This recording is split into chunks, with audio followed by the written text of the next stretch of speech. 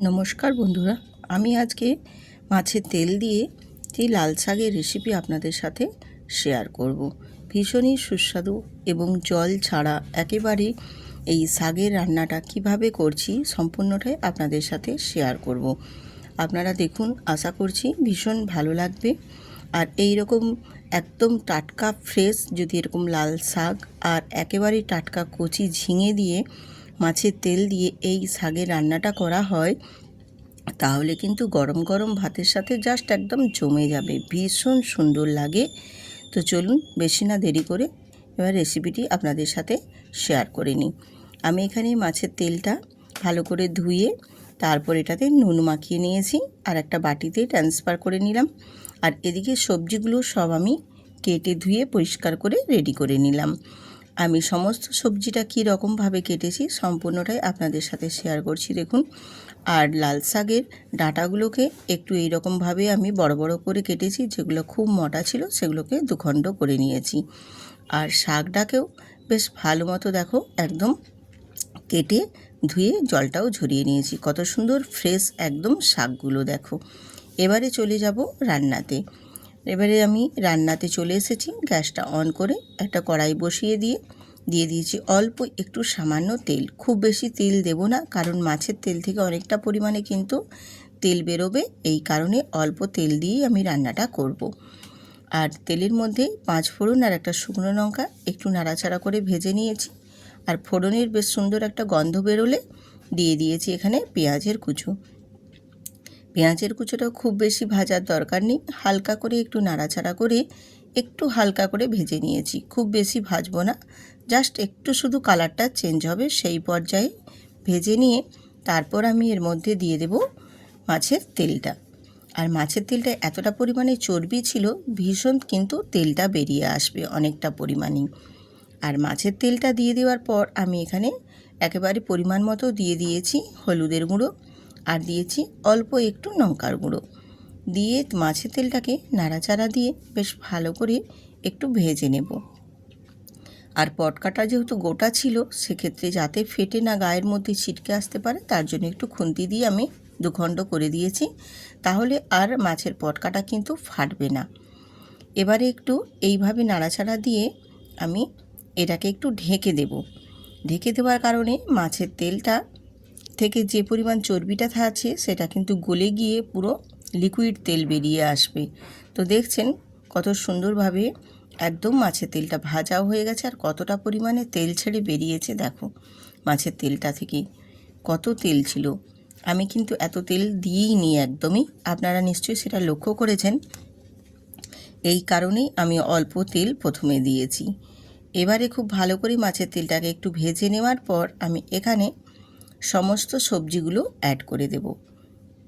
বেশ এইভাবে ভালো করে সবজিগুলোকে একটু কষিয়ে নেব এই মাছের তেলের সাথে।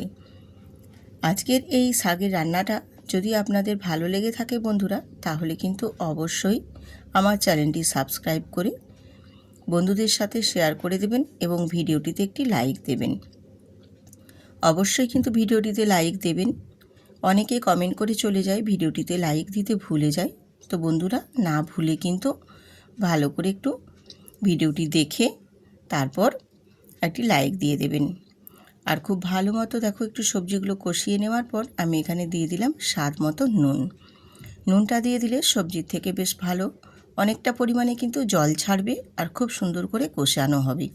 আর এই যে তেল জলটা বেরোবে, এই জলেই কিন্তু সবজিগুলো সুন্দর করে সেদ্ধ হয়ে যাবে। আমি কিন্তু একেবারেই এখানে জল ব্যবহার করব না, জল ছাড়াই আজকে কিন্তু এই সবজি রান্নাটা আমি আপনাদের সাথে শেয়ার করছি।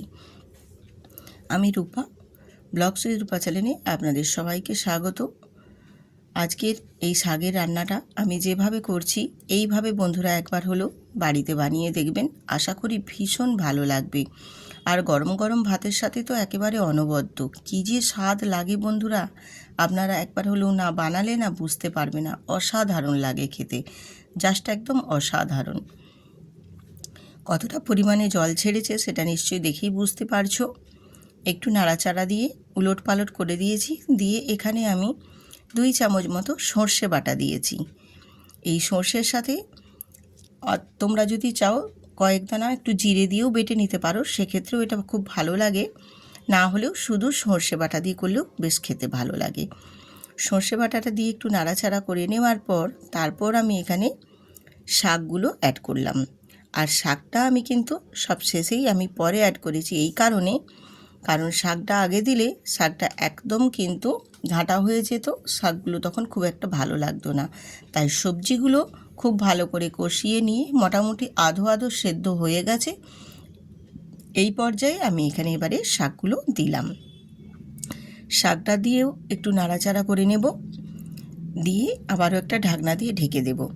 এইভাবে যদি কষিয়ে কষিয়ে আর ঢেকে ঢেকে যদি রান্না করা হয় বন্ধুরা, খেতে কিন্তু ভীষণ ভালো লাগে। আর একেবারেই জল ছাড়া সবজির রান্না, তার টেস্ট কিন্তু একেবারেই আলাদা হয়। এই রকমভাবে যদি কষিয়ে কষিয়ে যে কোনো রান্না করেন না, তার স্বাদ কিন্তু অপূর্ব হয়।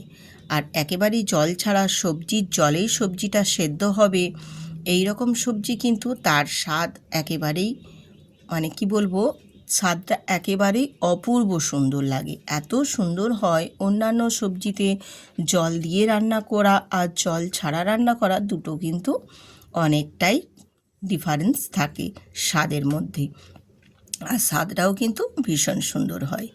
এইভাবে কষিয়ে কষিয়ে আমি সবজিটা দেখো বেশ সুন্দর করে রান্না করে নিচ্ছি। আর একটু বারবার ঢেকে দিচ্ছি এই কারণে, তাহলে সবজিগুলো বেশ সুন্দর করে কিন্তু তাড়াতাড়ি রেডি হয়ে যাবে আর সেদ্ধটাও ভীষণ সুন্দর হবে। তো দেখো বেশ সুন্দর করে আমার সবজি কিন্তু বেশ রান্না হয়ে গেছে, আর সবজিগুলো বেশ সুন্দর করে সব সেদ্ধ হয়ে গেছে। আপনাদের আমি নিশ্চয়ই আশা করি দেখিয়েছি একটু খুন্তি দিয়ে যে সবজিগুলো মোটামুটি বেশ কতটা পরিমাণে সেদ্ধ হয়ে গেছে। বেশ রান্নাটা অনেকটাই পরিমাণে হয়ে গেছে, শেষের মুখে চলে এসেছে। আমি এখানে অল্প একটু চিনি দিচ্ছি। চিনি দিলে এই শাকের সবজিটার স্বাদটা কিন্তু খুব সুন্দর আসে। চিনিটা অবশ্যই দেবেন, এই শাকের সবজিতে চিনি না দিলে কিন্তু ভালো লাগে না বন্ধুরা, স্বাদটা ভীষণ সুন্দর নিয়ে আসে। চিনিটা দিয়ে আবারও একটু নাড়াচাড়া করে আমি রান্না করে নেব। আর এই যে সবজির গায়ে যে হালকা হালকা একটু জল আছে, এই জলটাকে একেবারে শুকনো শুকনো করে নেব, যাতে না একটুও জল থাকে। আর বেশ শুকনো শুকনো করে নেওয়ার পর তারপর দেখবে গা থেকে তেল ছাড়বে এই সবজিটা থেকে, তখনই বুঝে নিতে হবে সবজিটা একদম পারফেক্ট হয়ে গেছে। আর একটু জল জল ভাব থাকলে কিন্তু রান্নাটা করে নেওয়ার পর সবজি থেকে জল ছাড়বে, সেই জন্যই বেশ শুকনো শুকনো করে এই শাকের রান্নাটা করে নিতে হবে। তো দেখো একদম সবজির থেকে কিন্তু তেল ছেড়ে গেছে, আর একদম শুকনো শুকনো করে আমি শাকের রান্নাটা করে নিয়েছি। এবারে একটু নাড়াচাড়া দিয়ে এবারে গ্যাসটা অফ করে আমি নামিয়ে নেব। আর কিন্তু আমার রান্না করার দরকার নেই, হয়ে গেছে একদম সুন্দরভাবে রেডি। এরপর আমি একটা প্লেটে বেড়ে নিচ্ছি বা সার্ভ করে নিচ্ছি। দেখতেই কতটা সুন্দর হয়েছে এবং কতটা লোভনীয় হয়েছে এই মাছের তেল দিয়ে এই শাকের রান্নাটা, আশা করি দেখলে আপনারা বুঝতে পারবেন। এই রকম শাকের রান্না যদি গরম গরম ভাতের সাথে থাকে আর কিন্তু কিছুই লাগবে না বন্ধুরা, খেতে ভীষণ টেস্টফুল হয় এবং বানানোও যে খুব যে কঠিন সেটাও নয়। আপনাদের সাথে পুরোটাই আমি শেয়ার করেছি, আশা করি ভালো লাগবে। আর ভালো লাগলে অবশ্যই বন্ধুরা পাশে থাকবেন। আজ এখানেই শেষ করছি, টাটা।